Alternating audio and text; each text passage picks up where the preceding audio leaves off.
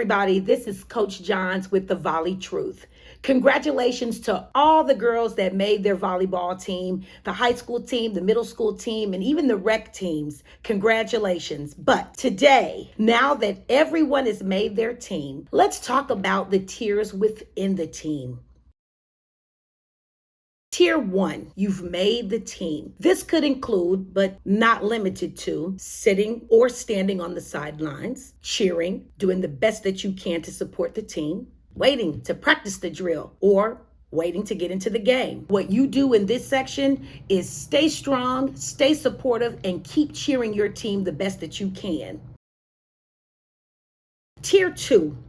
You've made not only the team, but you've made it onto the floor. You're getting some playing time, not a lot, maybe even 3 rotations, or even you're just serving on the court. But you know what? You've made it onto the floor. In this tier, you actually have time on the floor.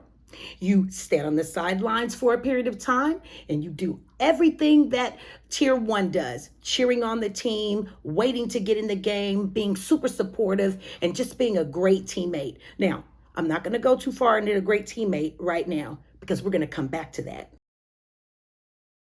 Being on that second tier also means that, you're probably naturally gifted, especially if you're middle school. You don't really have like a lot of training, but you have enough, or you have a natural ability to just do it 70 to about 80% efficiency, or simply better than everybody else on the team.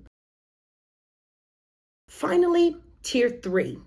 Congratulations, you've not only made the team and made it on the floor, but you're staying on the floor. That's typically like a libero with 5.5 rotations, an outside hitter with 6 rotations. Maybe you're running a 5-1 system with only the setter going 6 rotations. You've made it onto the floor. But in this tier, this is where the real battle begins. This is where the truth and the reality separates the players. This is where players decide what type of player they want to be. Do you want to be a player that's just on the team and you're good with that for this year? Do you want to be that player that, you just want to be on the team because you think the outfit is super cute? And coaches, I know you know the player that I am talking about. They only want to be in there because the outfit is super duper cute. Okay? That's a social aspect of it. Or do you want to be that player that stays on the court as much as possible and knows that the bench is not her friend? Players at this tier have to do all of tier 1 and tier 2 to be on the floor and stay there. Arriving early to reps, staying late for reps, if that's possible. Going to opponents' games and studying them. Studying games on film. Checking the other team's roster to see who plays the best, where do we really need to be focusing on. Watching how-tos on film to know what position to get better at and to better your own position. Maintaining off-court workouts is a really good way to stay at tier 3. All in a fight to stay on the floor.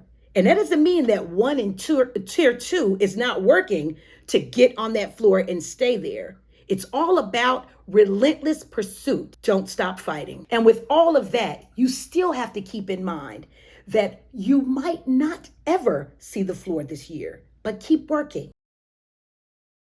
Now, I'm going to double back, like I said before, and dive in a little deeper on how to be a great teammate. Here's what we already know about being a great teammate. What you should do or how you should be, right? Here's a couple of them. Being unselfish, giving 100% effort every time you step on the floor and off the floor. Being humble, being honest, being accountable. But now I want to talk about the things that do not make a great teammate. Those things coaches don't really address or even talk about enough, or they don't really know how to address it on those teams.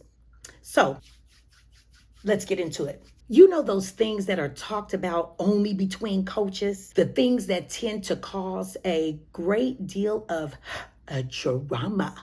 Number 1, not respecting the coach's lineup decisions. This is not a good thing. You don't respect whom he's or she has chosen to play, where they're playing, how much they're playing, not even respecting the coach's knowledge of the game, or thinking that you know more than the coach.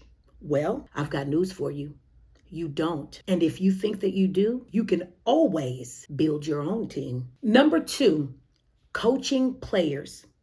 You are not a coach. You are a player. There are enough, I promise, there are enough coaches on that team. Be a friend, a mentor, somebody that somebody can look up to. Do not think that you know more than the coach, because again, you kind of don't. Please don't coach.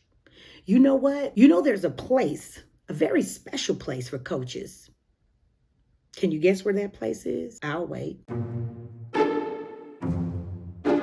Did you guess it? It's the bench. It's the bench. So remember, do not coach. Be a friend. Number 3, not checking in on your players, especially if you have been on that team before with that same coach. You know what the coach wants. You know what gets under their skin, what can drive them batty. So I'm going to give you a couple to help you out. Make sure that everybody's water bottle is filled. You know how much I cannot stand running off of the court, wasting seconds, wasting practice time because you have to go fill your water bottle up. So make sure that the water bottles are filled. Correct clothing, making sure that the kids have on correct clothing. Personally, the shirt that I'm wearing is not even authorized on my floor. You have to have all your shoulder covered up on my floor. Okay, so ensure that they have the proper clothing when they're going to practice. If they don't, then, correct them nicely, be a good friend. Okay, make sure that they have their shoes. I know that that's a weird one, but you got to make sure that they have their shoes. There's plenty of girls that I know that did not come to practice or came to practice and didn't have their shoes. So make sure they have their shoes. A big pet peeve of mine is making sure that there is no jewelry. And I don't know, some coaches don't mind that, especially now. But even now when I'm coaching, the kids are not able to have jewelry on. They can get caught in the net. There's too many things that can happen. Run into somebody, get caught on their clothing, rip the earlobe right off. And now you have a bloody mess on your hands. So check and see if your coach has the rule of no jewelry and make sure that they don't have that on. Checking down on your teammates really becomes more of a big sister type of program that needs to be built within the program. This allows incoming players to know exactly what the expectation is of the coach. Surely freshmen will ask upperclassmen, what is the coach like, what they can expect from the coach, what they can expect from the team. Be a good friend, be a good teammate, okay? Last but not least, number 4, and most important, not being an inclusive teammate. This kind of leads right into leadership. Not being inclusive, especially towards players that are not as good, has to be fixed. Period. You have to be a really good teammate to those players that haven't had club experience, haven't had any experience, have had rec experience, and you might have had club experience. There's gonna be that gap. Be that teammate that fills the gap. Don't be that teammate that's just not a good teammate. So remember this, when you don't include, you exclude. And we all know eventually what ensues. Cliques. And boy, are there plenty. Parent cliques, school cliques, friend cliques, cliques. Don't be a clique. Don't be a clique. Don't be in a clique. Don't click. Wait a minute. Whoa. Hold up. You can click. You can team click. Click with the team. Team bonding. Team fun and games. Run around the gym together. Do something. Do not click if it's not with the whole team. Okay? No clicks.